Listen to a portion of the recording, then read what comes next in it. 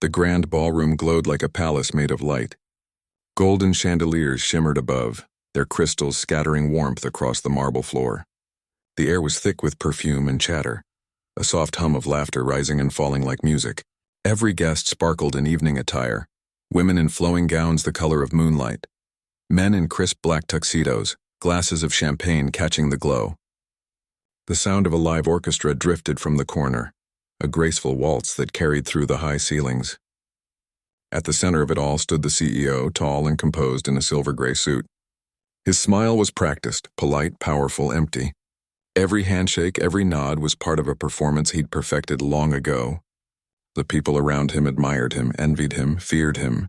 He was the kind of man whose presence filled the room without ever needing to speak. And yet, amid the elegance and grandeur, there was one small figure out of place.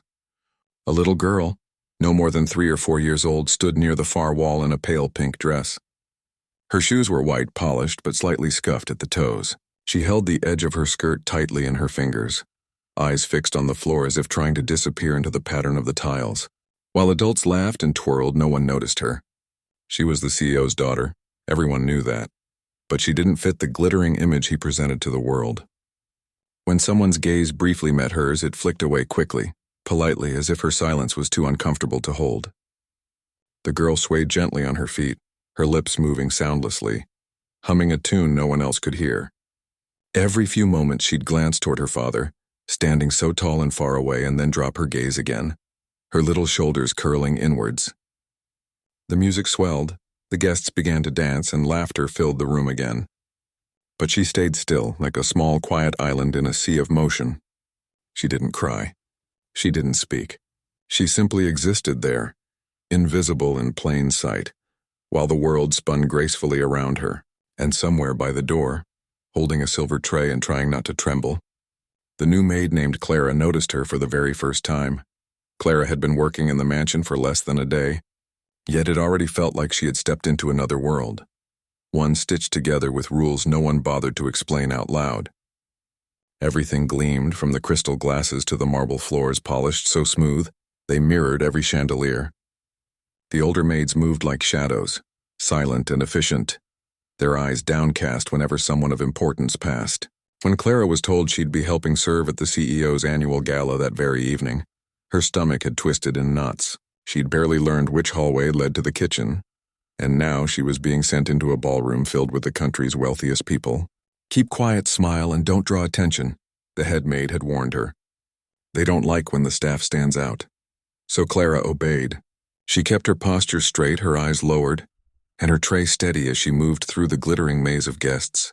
The music, the perfume, the overlapping conversations, and when it was overwhelming. But as she adjusted the lace of her apron and tried to steady her breathing, her gaze wandered to the far end of the room, where a small figure stood alone. The child. Clara paused mid-step. She recognized the girl instantly, the CEO's daughter. Everyone had whispered about her earlier that day while polishing silverware. "She doesn't talk much," one maid had said in a low voice. "The poor thing barely looks at anyone." Another had added, "He brings her to events, but no one knows why. She doesn't fit in." Now Clara saw what they meant. The little girl stood in her soft pink dress, her tiny hands folded in front of her, watching the floor as if it were safer than the people around her. Guests passed her by as though she were invisible. Even when someone nearly brushed against her, they didn't stop or smile. They just stepped aside and carried on, their attention fixed on the CEO or the next glass of champagne. Clara's heart tightened. There was something in the girl's stillness that broke through the rhythm of the night. She wasn't just shy. She seemed trapped inside a world no one else could see. A quiet island surrounded by the glittering noise of grown-ups who had forgotten what kindness looked like. The CEO stood just a few meters away, tall and composed, surrounded by investors and politicians who hung on his every word. His face betrayed no hint of warmth, only the poised calm of a man who had everything under control. But when his daughter shifted her weight, rocking slightly, no one noticed, not even him. Clara swallowed hard. She wanted to look away, to remind herself that this wasn't her place, that she was just a maid hired to serve drinks and fade into the background. Yet she couldn't. Her eyes kept finding the little girl standing all alone in a room bursting with people. And as Clara lifted the tray again, she made a quiet promise to herself. She wouldn't let that child stay invisible tonight. Clara moved slowly around the edge of the ballroom, her heart heavy and her steps uncertain. The laughter and chatter swelled like a tide around her, but all she could see was that tiny figure in pink, standing so still it was almost as if the rest of the world had forgotten to stop with her. The girl's small fingers twisted the hem of her dress again and again, a nervous rhythm that spoke louder than any cry for help. Clara felt her throat tighten. She wanted to reach out, but the rules echoed in her head. Staff do not interact with guests unless spoken to. The last maid who broke that rule had been dismissed before dessert was even served. Clara had heard that story whispered in the servants' hall just that morning.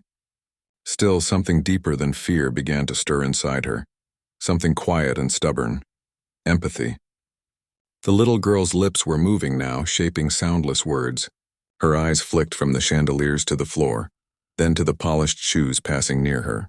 Every so often she flinched when a burst of laughter erupted too close. Her hands rose to cover her ears, small shoulders trembling under the noise. Clara took a hesitant step forward, then stopped herself, glancing around to see if anyone else had noticed. No one had. The father, the CEO, was deep in conversation with a group of suited men, his posture commanding but his attention elsewhere. He didn't see his daughter shrinking back, trying to find a corner of silence in a room that refused to give her one. Even the guests who recognized her made no effort to engage. They simply offered sympathetic smiles to one another, murmuring about how unfortunate it was before turning back to their champagne. Clara's fingers tightened around the edge of her tray. It felt wrong, so terribly wrong, that a child could be so alone while surrounded by so many people. She watched as the girl began to rock slightly on her heels, eyes glassy, breathing quickening. That gentle rocking was the only way she seemed to comfort herself, lost inside a storm of sound and light.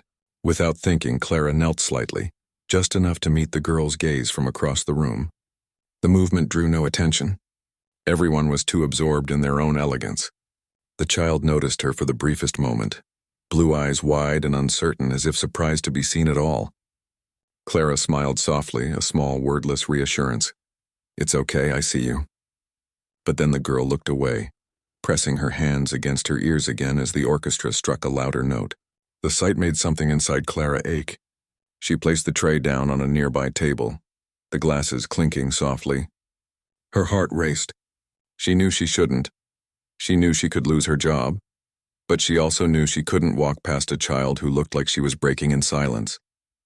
Taking a quiet breath, Clara stepped forward, her black shoes clicking faintly on the marble floor. She approached slowly, carefully, as if approaching a frightened bird. The girl didn't look up. Her little chest rose and fell too quickly, and her fingers fluttered near her face.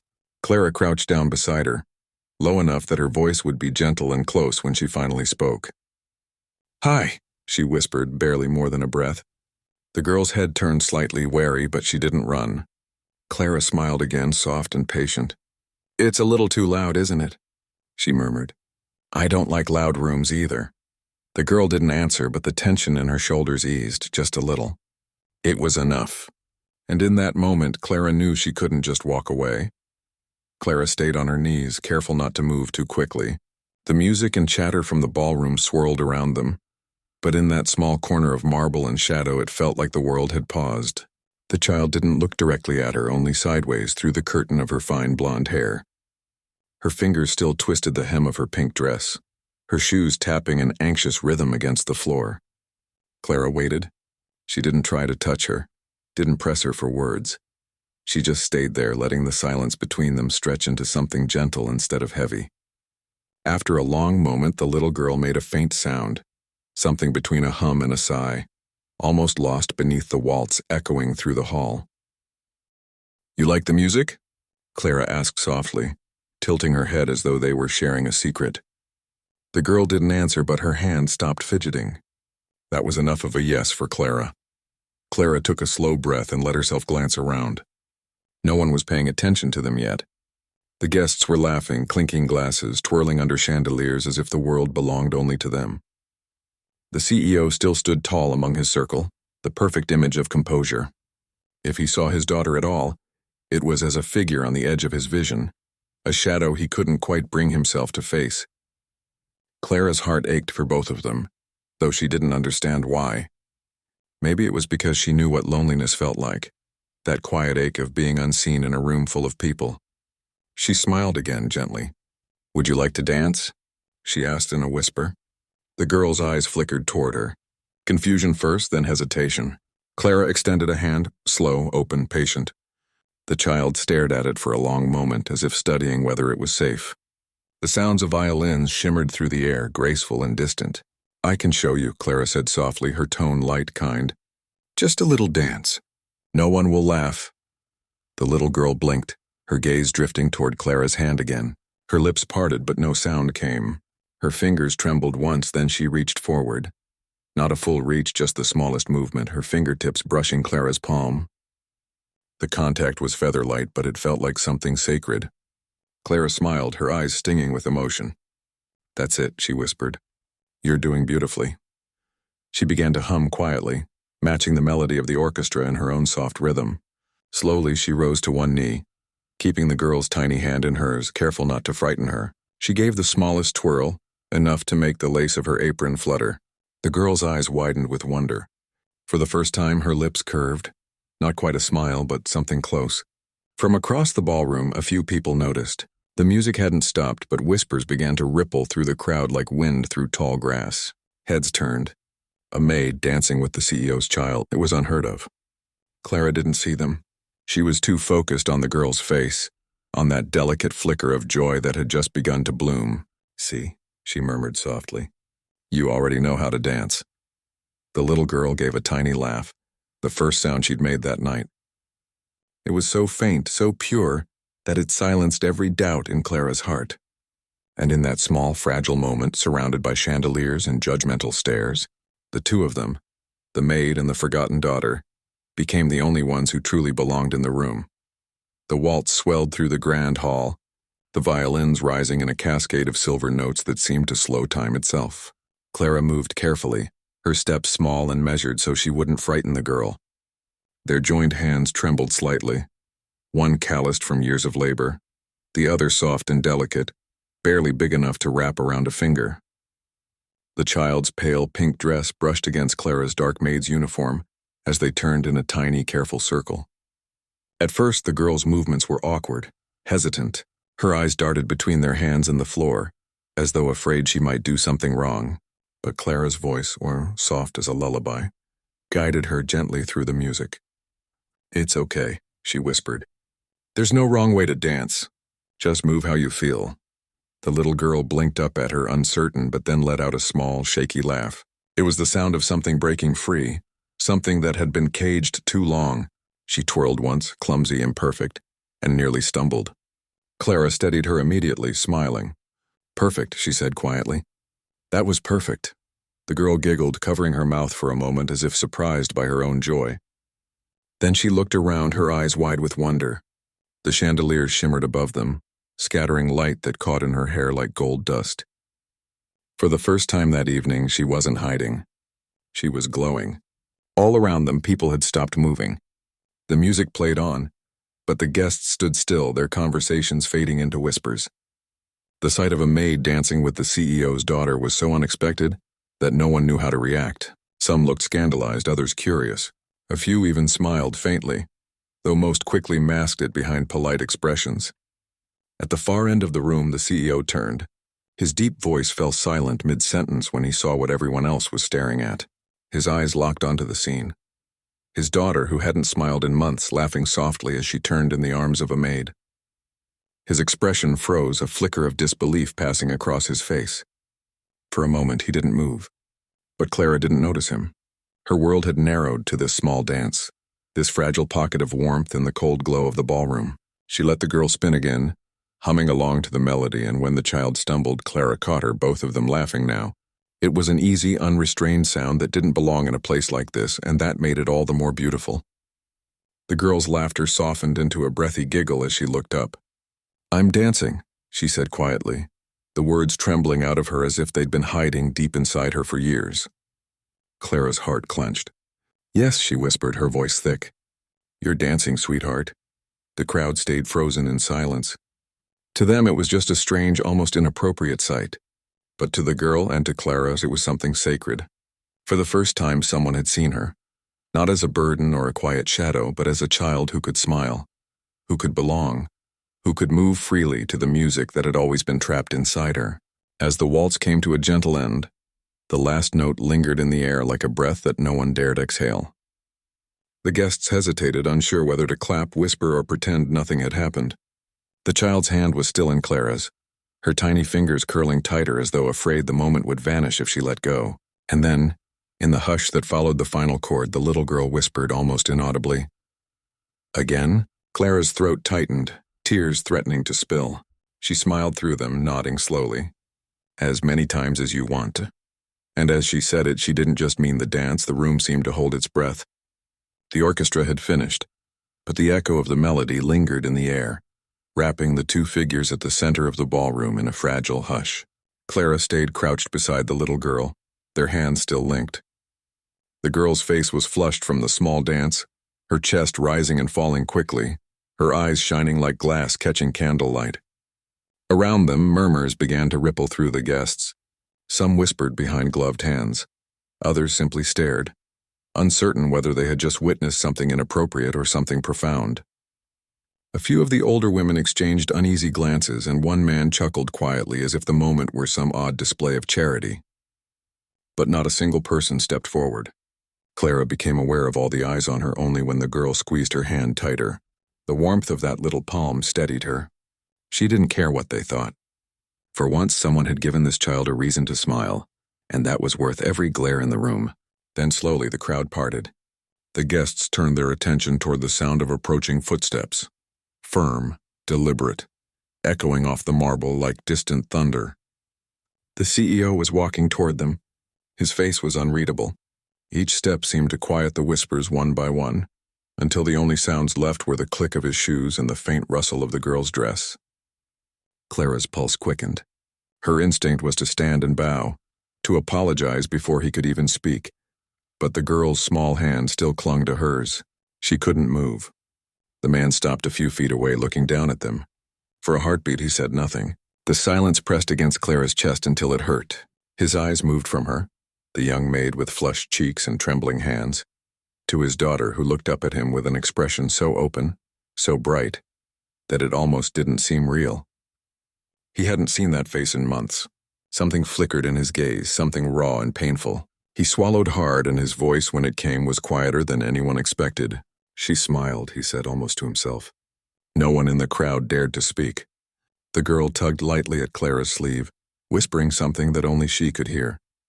Again, the child said softly, her voice fragile but certain. Clara looked up at the CEO, unsure whether she should respond, unsure whether she was still employed. But when she met his eyes, she didn't see anger. She saw confusion, and beneath it an ache that felt far older than the moment. May I? Clara asked quietly, her voice steady even though her heart was racing. For a long moment the man said nothing. Then almost imperceptibly he nodded. The orchestra, sensing the change in the room, began to play again, softly this time, a slower, gentler waltz. Clara rose carefully, guiding the girl's hand once more. Together they stepped into the first motion of the dance. The little girl laughed again, a clear, light sound that rippled through the silence and melted something in the air. The CEO stood still, his throat tight. He watched his daughter spin clumsily but joyfully, her pink dress twirling in soft folds. His eyes glistened, though he didn't look away.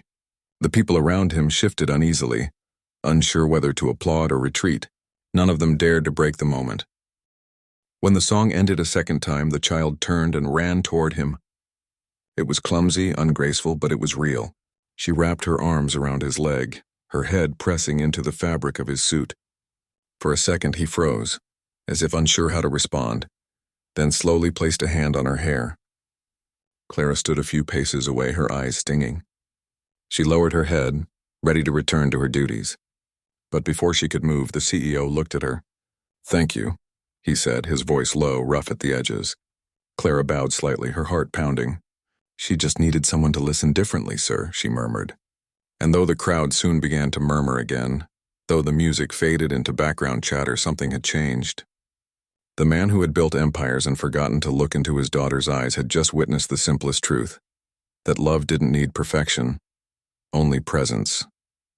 For the first time that night, his mask of composure slipped, revealing a man who wasn't untouchable at all, just a father who'd finally seen his child. The rest of the evening unfolded in a haze of softened voices and hesitant glances. The guests who had once whispered now spoke in gentler tones, as if the air itself had changed. The chandeliers still sparkled, and the orchestra continued to play, but something in the atmosphere had shifted. The room no longer felt as cold or proud as it had before. Clara stood quietly by the far table, the silver tray forgotten in her hands. She watched as the CEO remained beside his daughter, no longer distracted by business partners or empty compliments. The little girl held tightly to his hand, her tiny fingers wrapped around two of his as if afraid he might disappear if she let go. The sight of it made Clara's throat ache in the best possible way. He knelt down to speak to her, awkward at first, his movements stiff, uncertain, like someone learning how to speak a forgotten language. "Did you have fun?" he asked softly. His voice was deeper now, no longer the commanding tone that usually filled boardrooms and meetings. The girl nodded, smiling shyly. "She danced with me," she said, pointing to Clara. Dozens of eyes turned toward her again, and for a moment Clara felt that familiar wave of anxiety rise in her chest. She bowed her head quickly, ready for reprimand, but instead the CEO's expression softened. "Yes," he said quietly, following his daughter's gaze. "She did." There was gratitude in his eyes, though he didn't quite know how to express it. Years of power and distance had left him clumsy with emotion. He turned to one of the event organizers and murmured something under his breath, then returned his attention to his daughter, brushing a stray strand of hair from her face. Clara couldn't hear what they said next, but she didn't need to. The little girl giggled again, that bright, fragile sound that seemed to light the room from within. Clara pressed a hand to her apron, trying to steady her heart. She hadn't expected any of this.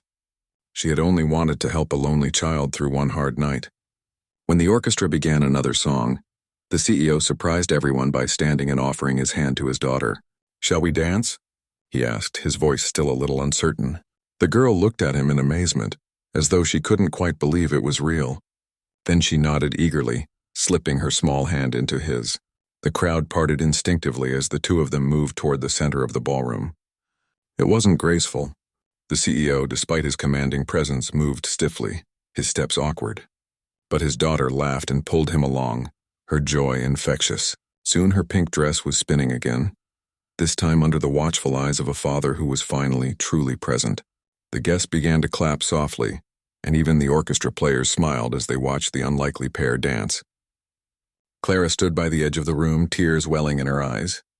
The head maid approached her quietly, her expression softer than it had been all night. "You did something good," she whispered.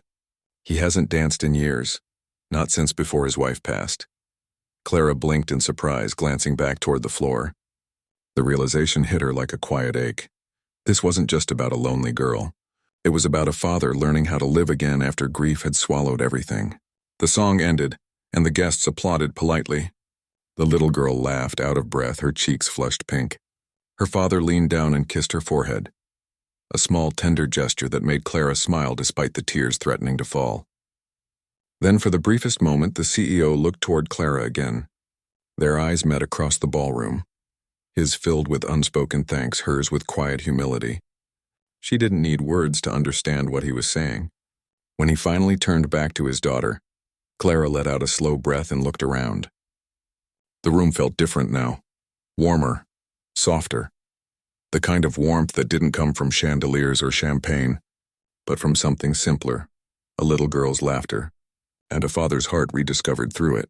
And in that moment, Clara knew she would remember this night for the rest of her life.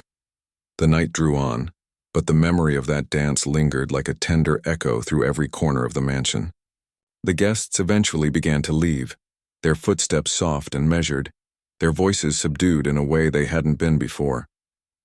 The gossip had faded, replaced by a strange hush, a reverence for something genuine they had witnessed without quite understanding. Clara busied herself with clearing tables and gathering empty glasses. though her mind was still replaying the image of the CEO and his daughter twirling under the chandeliers. The little girl's laughter, light and unguarded, still seemed to float through the air even as the music had stopped long ago. Each time she thought of it, Clara's chest filled with a quiet warmth she couldn't name. As she bent to collect a stray napkin, a small voice broke the silence. "You dance pretty." Clara turned, startled, and found the little girl standing beside her. Her pink dress was slightly wrinkled now, her hair loose around her face, but her eyes were shining. She held her favorite stuffed bear close to her chest, one Clara hadn't noticed before, its fur worn and loved. Clara smiled, setting down the tray so she could kneel to the child's height. "Thank you," she said softly. "You dance beautifully too. You made everyone smile tonight." The girl tilted her head, thinking about that. "Daddy smiled," she whispered, almost in wonder. "He doesn't smile like that." Clara felt her heart twist gently. "Maybe he just needed to remember how," she said, brushing a stray curl from the girl's forehead. The girl hugged her bear tighter. "I want to dance again, but not with everyone watching." Clara chuckled quietly. "We can dance when it's just us," she promised. "Anytime you want." The girl's face lit up with a small, fragile smile. Then, without thinking, she stepped forward and wrapped her arms around Clara's neck. The hug was light but full of meaning, the kind of gesture that didn't need words to explain. Clara froze for a moment, then slowly hugged her back, tears stinging her eyes. It had been a long time since anyone had held her like that. A voice broke the stillness, deep, gentle, and unfamiliar in its warmth. "It's past bedtime, sweetheart." The CEO stood a few feet away, his jacket unbuttoned, his once perfect posture now relaxed. There was a softness in his eyes that hadn't been there before, a quiet gratitude that spoke louder than any formal thanks could. The girl turned to him, hesitating. "Clara said we can dance again." He smiled faintly, glancing at the maid. "Did she now?" His voice carried a note of amusement, but also a hint of something deeper. Respect. "Then perhaps she'll still be here in the morning." Clara's breath caught. The head maid had told her earlier that most new hires didn't last long. The CEO's standards were impossible, his household unfeeling. Yet now, as he looked at her, there was no trace of distance in his tone, only sincerity. "Thank you," he said quietly, his eyes holding hers. "For seeing her, for reminding me." He paused, swallowing hard as though the words cost him effort. "You did more for her tonight than anyone has in years." Clara lowered her head, her cheeks flushed. "She just needed kindness, sir." The man nodded slowly, his expression heavy with realization. "Yes," he murmured. "She did. We both did." He held out his hand to his daughter, who slipped her tiny fingers into his. Before leaving, the girl turned back and waved at Clara, her bear tucked under her arm. "Tomorrow?" she asked softly. Clara smiled, her throat tight with emotion. "Tomorrow," she promised. The two disappeared down the marble corridor, the faint sound of the girl's laughter echoing behind them. When the ballroom finally emptied, Clara stood alone amid the glittering chandeliers, the faint scent of roses and champagne lingering in the air. For the first time in her life, she didn't feel invisible. Somewhere deep inside, she understood. That night wasn't just a moment of kindness. It was a small miracle, shared between three lonely souls who had finally somehow found each other in the quiet between songs. Morning light spilled through the tall windows of the mansion, painting the marble floors in soft gold. The echoes of last night's music were gone, replaced by the gentle rhythm of the household waking, the distant hum of maids sweeping, the clink of breakfast trays being prepared, and the faint murmur of birds outside the garden windows. Yet for Clara, the memory of the night before still felt vivid, as though it had happened only moments ago. She had hardly slept. Every time she closed her eyes, she saw that little girl's face, her shy smile, her laughter, her hand reaching out as if asking, "Please don't go." Clara had worked in many homes, but never one that had felt this heavy with silence or this starved for warmth. For the first time, she felt like she had truly done something that mattered. As she entered the breakfast hall to help set the table, the head maid stopped her.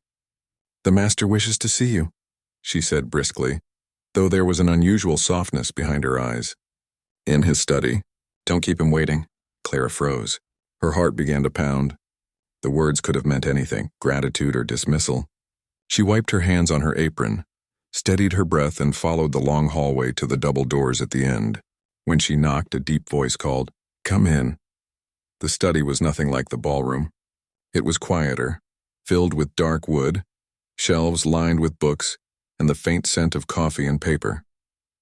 The CEO sat behind a large desk, the morning sunlight catching in the strands of gray at his temples. But his posture was different now, less rigid, less shielded. Across from him on the couch sat his daughter, swinging her legs lightly as she hugged her stuffed bear. The girl's face brightened the instant she saw Clara. "You came," she said with a grin, sliding off the couch and running toward her. She wrapped her small arms around Clara's leg before the maid could even bow. Clara smiled down at her, her nerves softening instantly. "Good morning, little dancer." The CEO watched them quietly, something thoughtful in his eyes. "She's been asking for you since she woke," he said, his voice measured but warm. "She wanted to know when you'd come to dance again." Clara felt her cheeks flush. "I didn't mean to distract her from her routine, sir." He raised a hand gently, cutting her off. "You didn't distract her." He paused, choosing his words carefully. "You reached her." The weight of those words settled between them. For a moment, neither spoke. The girl tugged on Clara's hand and whispered, "Can we dance again after breakfast?" Clara nodded softly. "Of course." The CEO leaned back in his chair, his expression distant for a moment, then he sighed. "You know, after her mother passed, I thought the best thing I could do was give her everything she needed. Doctors, teachers, comfort, space.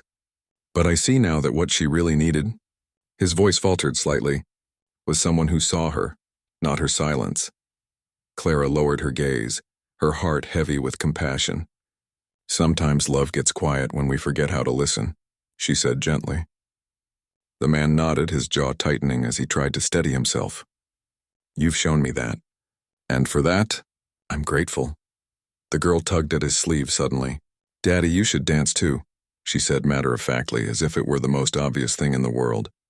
He chuckled softly, a sound that seemed almost foreign coming from him. "Maybe later, sweetheart," he replied. She turned to Clara with a pout. "He's shy," she whispered loudly, making Clara laugh despite herself. The CEO smiled faintly. "She's not wrong," he admitted. Then he straightened, looking at Clara seriously. "I'd like you to stay, not just as staff, as her companion, someone who can help her, who understands her." Clara's breath caught. "Sir, I don't know what to say." "Say yes," the little girl said simply, looking up with those same clear eyes that had captured Clara's heart from the moment they met. Clara laughed softly, tears threatening at the edges of her eyes. "Then yes," she whispered. The CEO nodded, satisfaction flickering through his expression. But beneath it, something else too. Something human. He rose from his chair, walked around the desk, and placed a hand gently on his daughter's shoulder. "Thank you, Clara," he said quietly. "You've brought life back into this home." As he turned to leave, the girl reached for Clara's hand once more. "Can we dance in the garden next?" Clara smiled, bending to meet her gaze.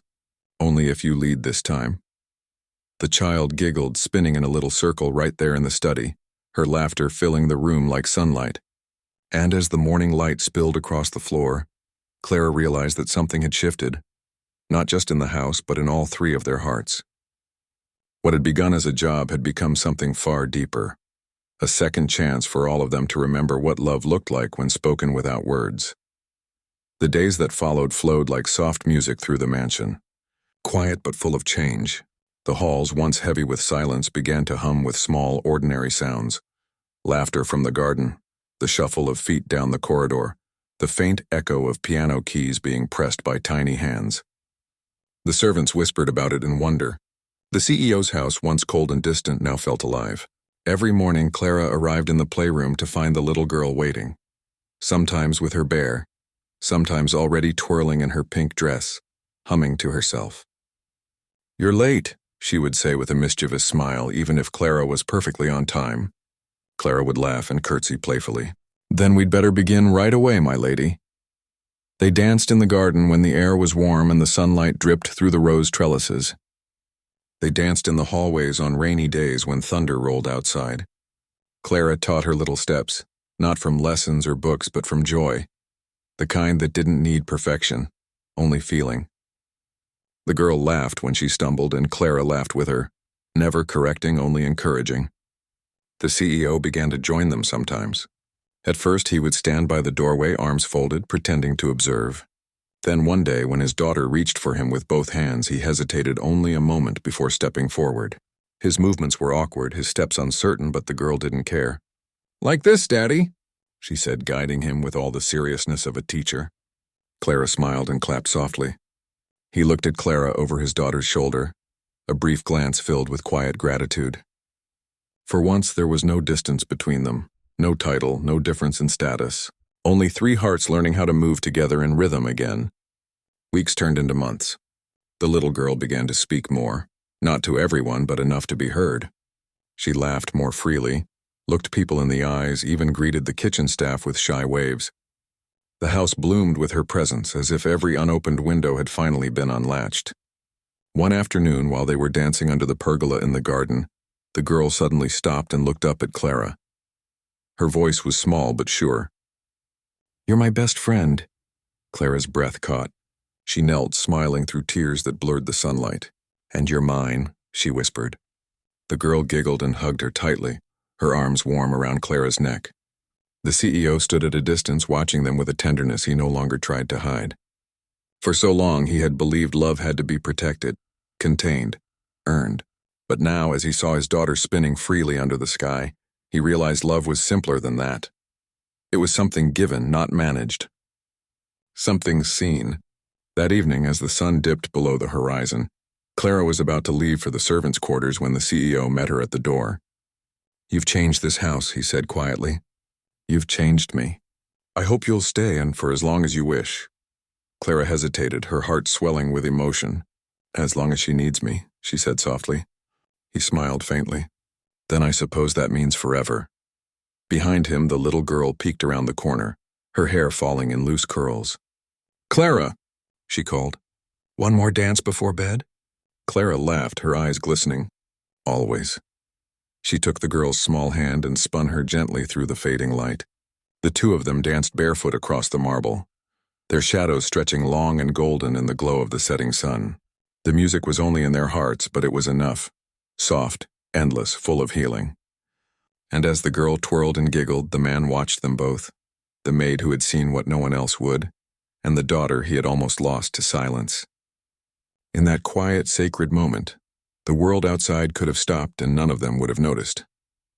There was no ballroom, no audience, no loneliness left, only love, unspoken yet everywhere, in the rhythm of small feet against stone, in the laughter that filled the night, and in three souls who, against all odds, had finally learned how to dance again.